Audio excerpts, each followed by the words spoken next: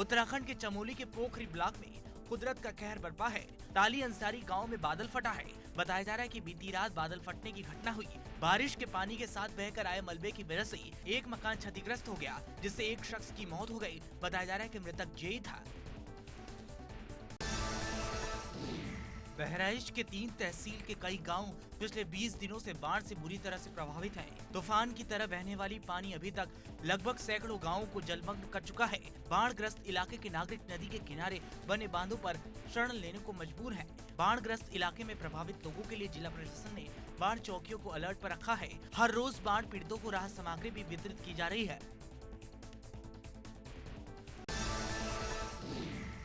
मुरादाबाद में रामगंगा नदी उफान पर है। नदी का पानी गांव और खेतों से बाहर निकलकर नैनीताल हाईवे पर आ चुका है। पानी का बहाव तेज होने के कारण हाईवे से गुजरने वाले वाहनों को काफी परेशानी का सामना करना पड़ रहा है। हाईवे पर जाम के हालात बने हुए हैं। सड़क कटने से पेड़ भी गिर गए हैं। हरदोई में बिलग्राम एसडीएम ने गंगा के बढ़ते जलस्तर से बाढ़ प्रभावित क्षेत्रों का निरीक्षण किया। इस दौरान उन्होंने आवश्यक दिशा निर्देश भी दिए। दरअसल इस साल बाढ़ से चिरंजीवपुरवा, मुकुरपुरवा और निहालपुरवा के लोग सबसे ज्यादा प्रभावित हैं।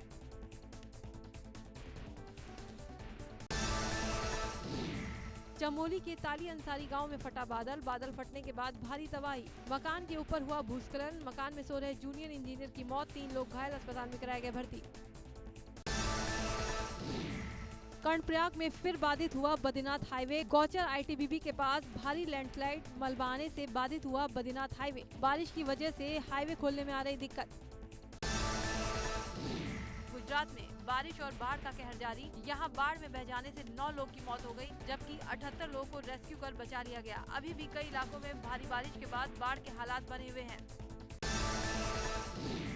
राजकोट में बारिश और बाढ़ से बुरा हाल है। राजकोट में स्वामी नारायण मंदिर के पिछले हिस्से में बाढ़ की लहरें तांडव मचा रही हैं। मंदिर का काफी हिस्सा बाढ़ की लहरों में डूब चुका है। इसके साथ ही यहाँ के कई बांधों में पानी का स्तर बढ़ रहा है।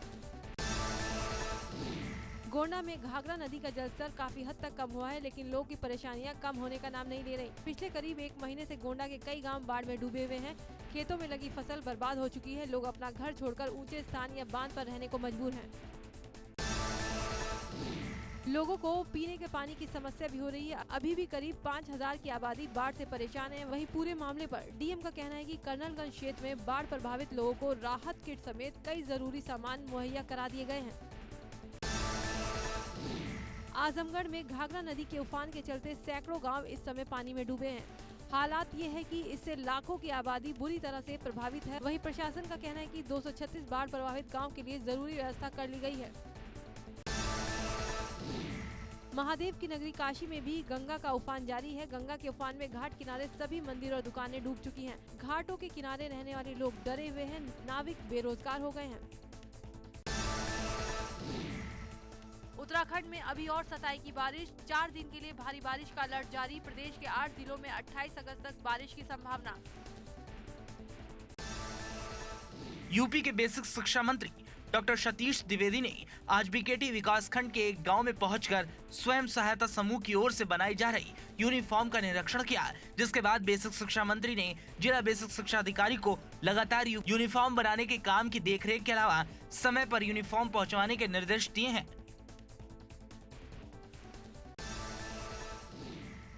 आपत्तिजनक टिप्पणी करने के आरोप में प्रयागराज पुलिस ने हीर खान नाम की एक महिला को गिरफ्तार कर लिया है। हीरा खान यूट्यूब पर एक चैनल चलाती हैं, जिसमें उसने 23 अगस्त को एक बेहद आपत्तिजनक वीडियो अपलोड किया था और उस वीडियो में हिंदू देवी देवताओं के बारे में आपत्तिजनक बात कही थी। शाहजहांपुर में उस समय हड़कंप मच गया जब एक सिरफिरा युवक एसपी ऑफिस में अपने ऊपर पेट्रोल डालकर हंगामा करने लगा।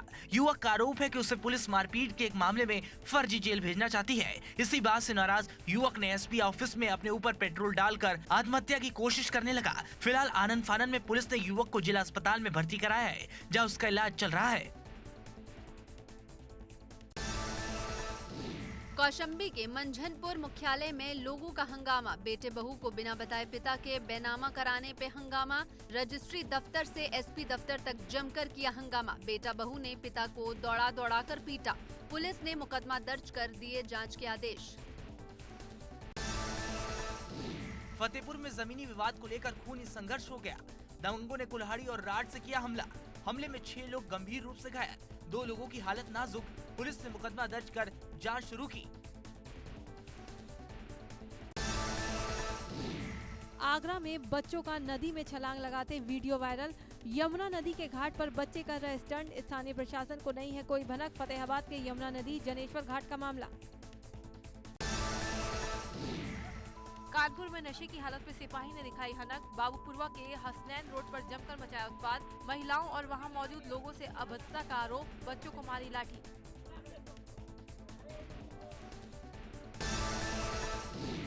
नगर निगम के कर्मचारी को भी दबंग सिपाही ने मारा थप्पड़। सिपाही आकाश राव की दबंगई का वीडियो सोशल मीडिया पर वायरल।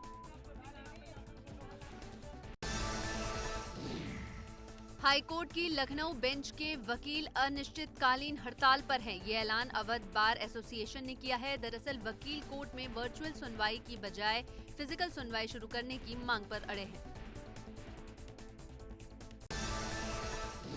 बागपत में पिटाई की खबर से जहां बड़ौद कोतवाली क्षेत्र के ढिकाना गांव में एक महिला की पिटाई का वीडियो वायरल हो रहा है। वीडियो में देखा जा सकता है एक महिला को बेरहमी से पीटा जा रहा है। इस दौरान महिलाओं के साथ एक युवक भी इस महिला को मार रहा है। साथ ही महिला के साथ गाली गलौज भी की जा रही है।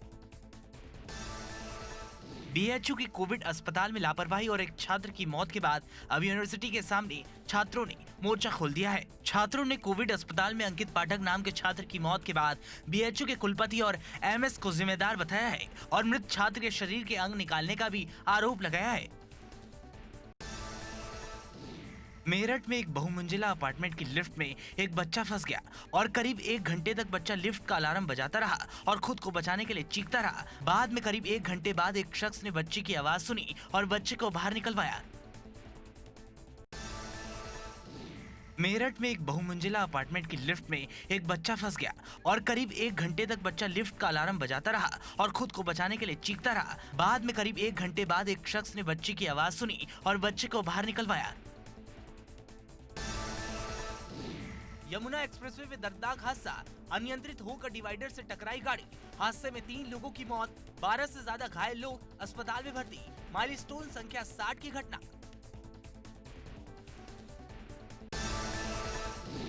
बिजनौर में महिला 3 बच्चों समेत नहर में कूदी। पुलिस और गोताखोरों की टीम ने एक बच्चे की लाश निकाली। 2 बच्चे और महिला के शव की तलाश जारी। थाना किरतपुर के भैरकी इलाके का मामला।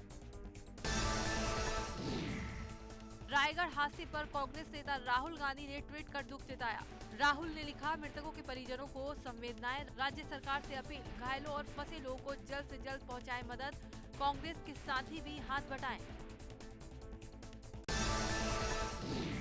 मध्य प्रदेश में लगातार हो रही तेज बारिश के कारण प्रदेश की नदियां उफान पर हैं। पार्वती नदी में सीहोर जिले की 5 युवतियां डूब गईं। इनमें से 3 युवतियों की मौत हो गई, जबकि एक को सुरक्षित बचा लिया गया, लेकिन एक युवती अब भी लापता बताई जा रही है। कानपुर पुलिस लाइन में हुए हादसे ने पुलिसकर्मियों के रिहायशी कॉलोनियों की असलियत को उजागर कर दिया। पुलिस के आला अधिकारी तो आलीशान सरकारी बंगलों में रहते हैं, जिनका रखरखाव साल में नहीं हर महीने किया जाता है। बांदा के मटौन थाना क्षेत्र में पिकअप को ट्रक ने मारी जोरदार टक्कर। हादसे में 3 लोगों की मौत, 6 से ज्यादा घायल, 2 लोगों की हालत नाजुक। कानपुर रेफर 13वीं संस्कार में जा रहे थे सभी पिकअप सवार। बागेश्वर में नेशनल हाईवे 309A पर पौड़ी बैंड के पास हादसा, अनियंत्रित ट्रक खाई में गिरा। बागेश्वर से हल्द्वानी जा रहा था ट्रक। एक शख्स की मौके पर मौत, गंभीर रूप से घायल ड्राइवर को 108 एम्बुलेंस से जिला अस्पताल लाया गया। कन्नौज के छिबरामऊ कोतवाली इलाके में गेस्ट हाउस में लगी आग। आग लगने से इलाके में मची अफरा-तफरी। फायर ब्रिगेड के कर्मचारियों ने कड़ी मशक्कत के बाद आग पर पाया काबू। आग से लाखों रुपए की संपत्ति का हुआ नुकसान। जल्द मिल सकती है मेट्रो से सफर करने वालों को खुशखबरी। अनलॉक 4 में शुरू हो सकती है मेट्रो सेवा। 1 सितंबर से पटरी पर दौड़ सकती है दिल्ली में मेट्रो। 22 मार्च से बंद है मेट्रो सेवा। हरदोई में खाद की किल्लत को देखते हुए डीएम खुद निरीक्षण करने पहुंचे। सहकारी समिति खाद केंद्र भदेजा और असौली का डीएम ने निरीक्षण किया। इस दौरान डीएम ने सभी केंद्रों के अधिकारियों को निर्देश दिए कि बिना खतौनी के खाद का वितरण न किया जाए। मऊ में पुलिस अपराधियों पर लगातार शिकंजा कसती जा रही है। जिले के सदर विधानसभा के बाहुबली विधायक मुख्तार अंसारी के गैंग के 22 अपराधियों पर गुंडा एक्ट की कार्रवाई की गई है। 12 अपराधियों को जिला बदर कर दिया गया है। वहीं 26 अपराधियों के शस्त्र लाइसेंस को निलंबित कराने की कार्रवाई की गई है। लखीमपुर खीरी में आज उस वक्त हड़कंप मच गया जब एक 18 साल की लड़की का शव गंगा के बाहर पड़ा मिला। शव देखते ही परिजनों में कोहराम मच गया। जानकारी पर भारी संख्या में पुलिस पहुंचकर शव को कब्जे में लेकर पोस्टमार्टम के लिए भेज दिया है। लड़की देर रात किसी वजह से घर के बाहर गई थी, लेकिन रात होने पर वो वापस नहीं लौटी। सुबह जब पुलिस छानबीन में जुटी तो लड़की का शव गाँव के बाहर मिला। परिजनों ने रेप के बाद हत्या की आशंका जताई है।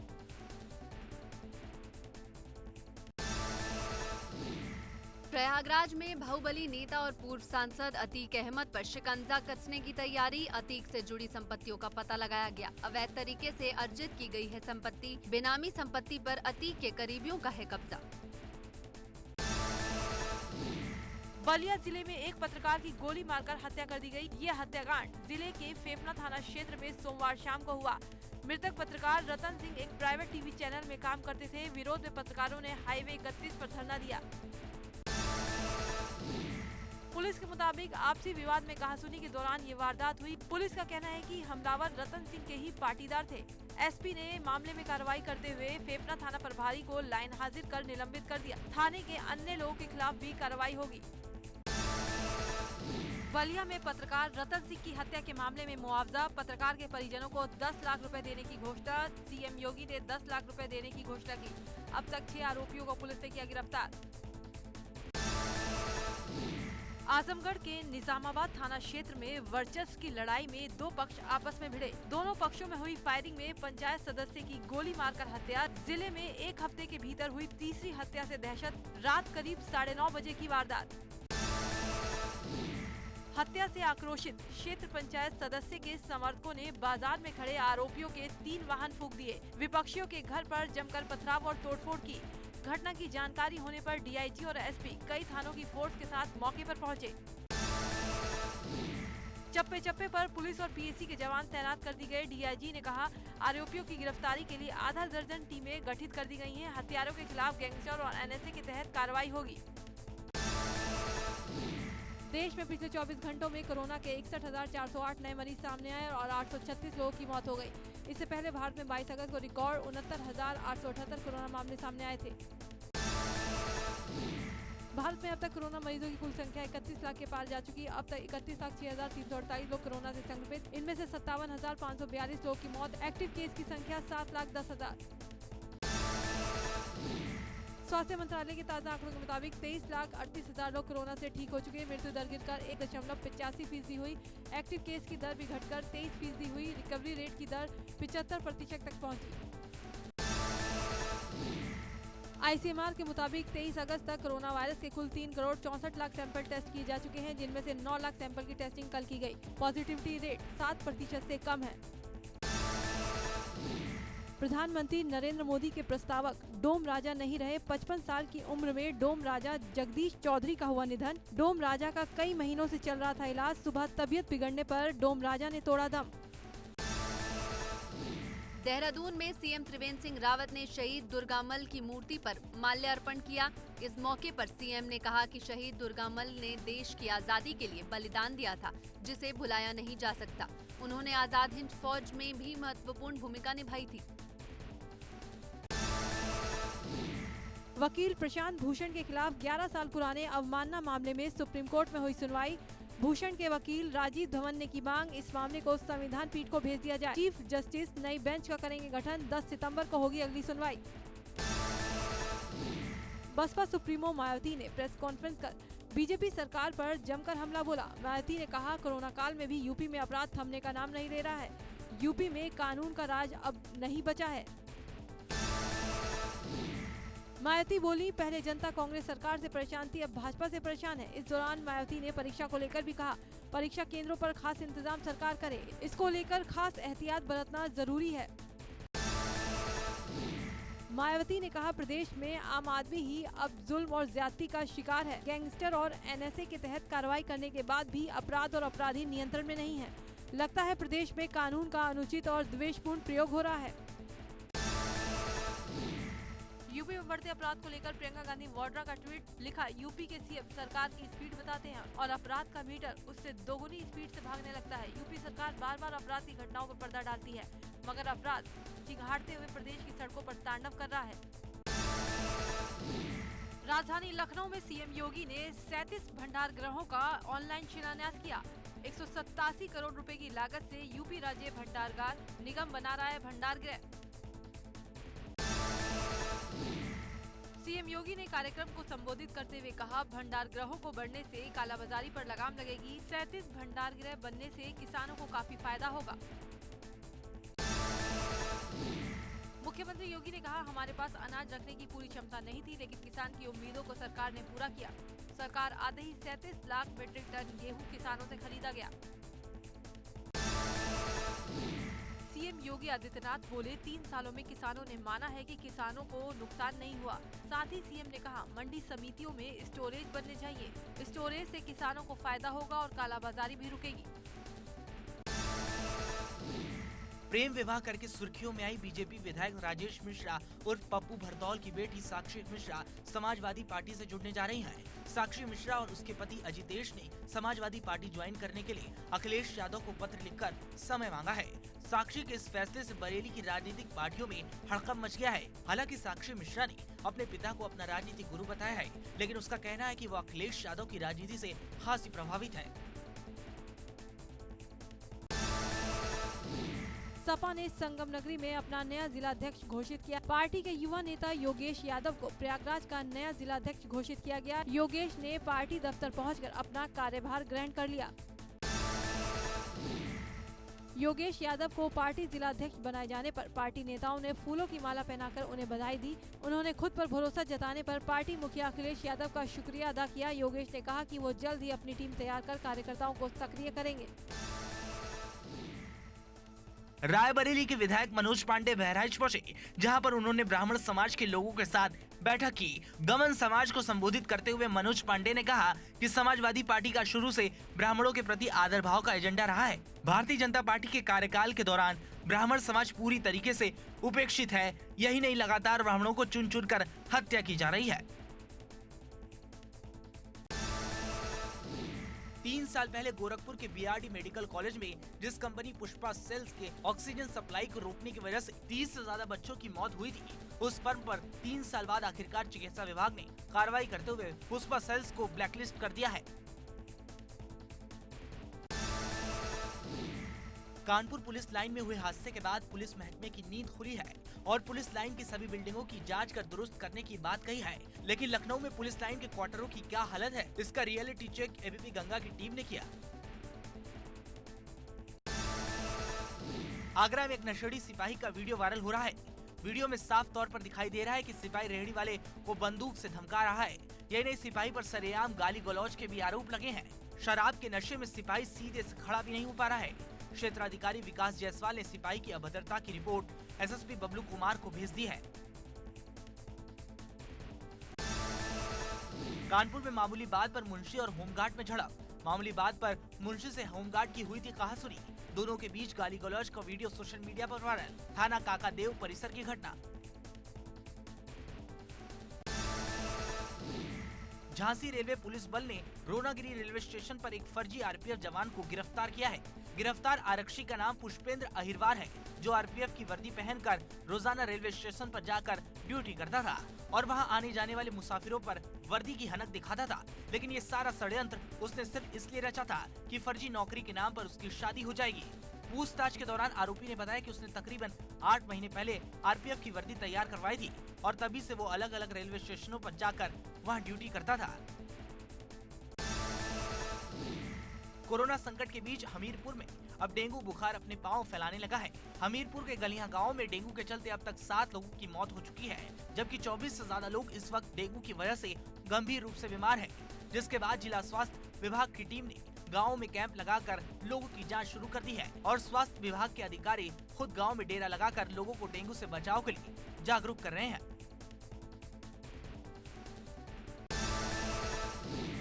उत्तराखंड में 203 सालों के इतिहास में इस साल पहली बार नंदा देवी महोत्सव बेहद सादगी के साथ मनाया जा रहा है। कोरोना के कारण मंदिर में सिर्फ पूजा पाठ और धार्मिक आयोजन सीमित संख्या में मौजूद लोग ही कर रहे हैं। अमेरिका के विस्कॉन्सिन में जैकब ब्लैक नाम के अश्वेत को पुलिस ने गोली मारी। घायल का अस्पताल में चल रहा इलाज। घटना का वीडियो वायरल, जिसमें अश्वेत को पीठ में गोली मारते हुए पुलिस दिख रही है। घटना के बाद पूरे इलाके में भारी हंगामा, विरोध प्रदर्शन और आगजनी हुई। रविवार रात पुलिस मुख्यालय पर सैकड़ों लोगों ने मार्च किया। वाहनों को आग लगा दी गई और प्रदर्शनकारियों ने पीछे नहीं हटने के नारे भी लगाए। दुनिया भर में अब तक 2 करोड़ 38 लाख लोग कोरोना वायरस महामारी की चपेट में आ चुके हैं। इनमें से 8,16,000 से ज्यादा लोग अपनी जान गंवा चुके हैं और इस बीमारी से ठीक होने वाले मरीजों का आंकड़ा 1 करोड़ 63 लाख के पार पहुंच गया है। दुनिया में पिछले 24 घंटे में 2,11,000 नए कोरोना के मामले रिपोर्ट किए गए और 4,310 लोगों ने इलाज के दौरान दम तोड़ दिया। दुनिया में अभी भी 66 लाख एक्टिव केस हैं। कोरोना से सबसे ज्यादा प्रभावित देशों की लिस्ट में अमेरिका पहले पायदान पर बना हुआ है। विदेशी बाजारों में आज फिर गिरी सोने की कीमत। घरेलू बाजार में अब तक हुआ 5,000 रुपए प्रति 10 ग्राम तक सस्ता। दिल्ली सर्राफा बाजार में 24 कैरेट सोने का भाव 44 रुपए कम होकर 53,040 रुपए प्रति 10 ग्राम हुआ। पेट्रोल की कीमतों में फिर लगी आग। पेट्रोल के दाम 8 से 15 पैसे तक बढ़ाए गए। दिल्ली में पेट्रोल के दाम 81 रुपए 73 पैसे प्रति लीटर, तो मुंबई में 88 रुपए 39 पैसे प्रति लीटर पहुंचे पेट्रोल के दाम। भारतीय शेयर बाजार में रौनक लौटी। बीते सोमवार को बाजार में तेजी के साथ मंगलवार को भी बढ़त के साथ शुरुआत हुई। सप्ताह के दूसरे कारोबारी दिन सेंसेक्स 150 अंक से ज्यादा की बढ़त के साथ 39,000 अंक के स्तर को छू गया, तो वहीं एक बार निफ्टी ने 11,500 अंकों के स्तर को पार कर लिया। हीरो मोटोकॉर्प ने BS6 इंजन वाली स्प्लेंडर प्लस मोटरसाइकिल के दाम बढ़ाए। इस बाइक की शुरुआती कीमत 60,500 रुपए हुई। बाइक 3 वेरिएंट में आ रही है और इसके सभी वेरिएंट के दाम बढ़ाए गए हैं।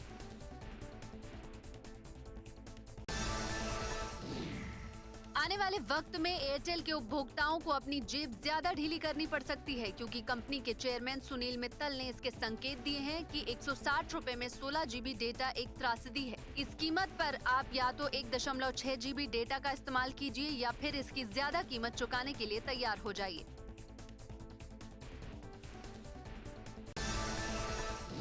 पंजाब नेशनल बैंक के CEO SS मल्लिकार्जुन राव ने सोमवार को कहा कि अर्थव्यवस्था में सुधार के संकेत को देखते हुए मोरेटोरियम की अवधि को अगस्त से आगे किसी भी कीमत पर नहीं बढ़ाना चाहिए। रिलायंस जियो ने 2 प्रीपेड प्लान निकाले हैं। ये दोनों प्लान खासतौर पर क्रिकेट फैंस को ध्यान में रखकर लॉन्च किए गए हैं। इन नए प्लान में जियो प्रीपेड यूजर्स को 1 साल का डिज्नी प्लस हॉटस्टार का सब्सक्रिप्शन भी देगा। साथ ही अन्य डेटा बेनिफिट्स भी मिलेंगे। टाटा ग्रुप अब डिजिटल बिजनेस पर फोकस बढ़ाते हुए इस साल के अंत तक एक सुपर ऐप लाने का विचार कर रहा है। इस ऐप पर टाटा ग्रुप की तमाम सुविधाएं एक साथ मौजूद होंगी। माना जा रहा है कि इस ऐप के जरिए Tata group consumer durables, insurance, financial services, health care और बिल पेमेंट जैसी तमाम सुविधा उपलब्ध करवाएगी। मारुति सुजुकी अपनी लोकप्रिय हैचबैक कार सिलेरियो का नया वर्जन लाने जा रही है। कंपनी इस साल त्योहार के सीजन में अक्टूबर में मारुति सुजुकी सिलेरियो का 2nd जनरेशन मॉडल लॉन्च करने की तैयारी में है। कंपनी ने नई सिलेरियो में 2 इंजन का विकल्प देने का निर्णय किया है। MG मोटर इंडिया ने सर्टिफाइड पुरानी कारों का कारोबार MG रीअश्योर के नाम से शुरू किया है। कंपनी की इस योजना के तहत ग्राहक सेकेंड हैंड कार खरीद सकेंगे। इन कारों की पुनः बिक्री से पहले कंपनी उनमें सभी आवश्यक सुधार और मरम्मत करेगी। SBI अब अपने ग्राहकों को तुरंत एक टॉपअप लोन ऑफर कर रहा है। SBI home top up loan offer के तहत आपको सिर्फ 3 स्टेप में लोन मिल जाएगा। इस आसान लोन के लिए आपको SBI योनो के जरिए आवेदन करना होगा। हरियाणा के खेल एवं युवा मामले में राज्य मंत्री सरदार संदीप सिंह ने कहा कि हरियाणा सरकार ने हाल ही में ओलंपिक व पैरा ओलंपिक्स खेलों में क्वालिफाई होने वाले खिलाड़ियों को पूर्व तैयारी के लिए 5 लाख रुपए की प्रोत्साहन राशि एडवांस देने की योजना को मंजूरी दे दी है। अगले साल होने वाले टोक्यो ओलंपिक गेम से पहले भारतीय हॉकी टीम को बड़ा झटका लगा है। High performance director David John ने इस्तीफा दे दिया। स्पोर्ट्स अथॉरिटी ऑफ इंडिया यानी साई ने डेविड जॉन के इस्तीफे को मंजूर भी कर लिया है।